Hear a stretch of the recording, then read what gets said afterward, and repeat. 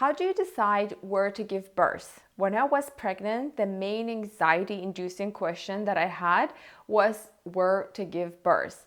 So today we'll be talking about how to choose a hospital for your baby's first step.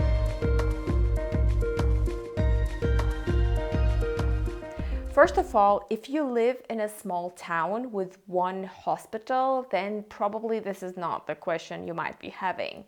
However, if you're like me and live in a big city, you'll probably have 4 or 5 options that you could entertain in terms of proximity to where you live. First piece of advice is to begin your preparations early. For instance, the hospital where I gave birth had a specific registration deadline based on the number of pregnancy weeks. So I was lucky to have found out about it on time.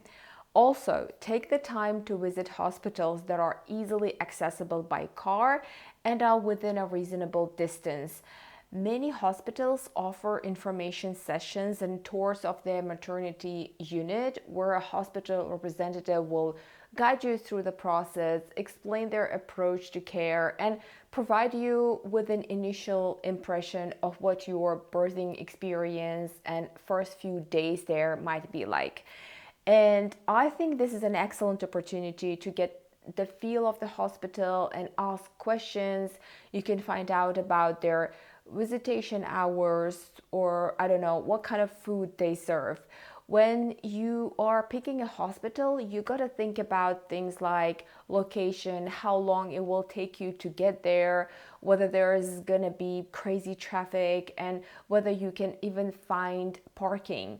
You'll also want to know how to get to the maternity unit. Check if there are elevators around and all those everyday convenience things, because you want everything to go as smoothly as possible on that special day, especially if your labor has already begun. You definitely do not want any stress or anything messing up that nice, relaxing vibe you've got going on. So when you visit a hospital, it helps you to get a real feel for the facilities and the general environment.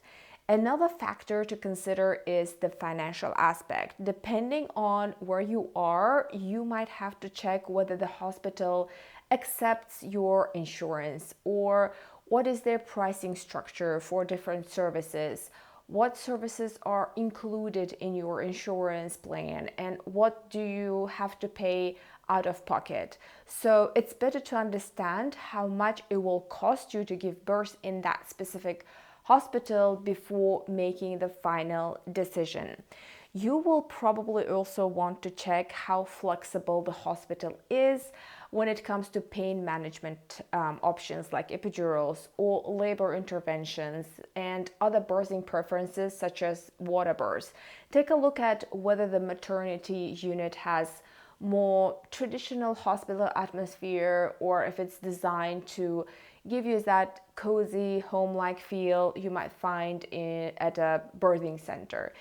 Another important consideration is the level of care provided. Hospitals are typically classified into different levels of care.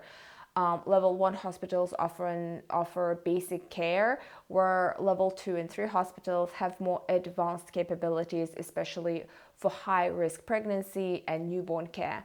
For instance, they have a neonatal unit on site to address potential complications or premature births. This distinction could be relevant factors, so it's a good idea to discuss it with your doctor to determine if it should be considered when making your decision. For me, what also really mattered was hearing what other women had to say about the hospitals I was considering. So I joined different Facebook groups where women shared their firsthand experiences, and that gave me a real sense of what the hospitals were like from real life stories.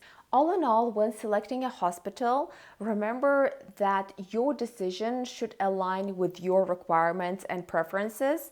Having said that, it's a wise step to consult with your doctor, who might make recommendations based on your medical background and your current circumstances. All right, that wraps it up for today. I hope this was helpful, and I will see you next time.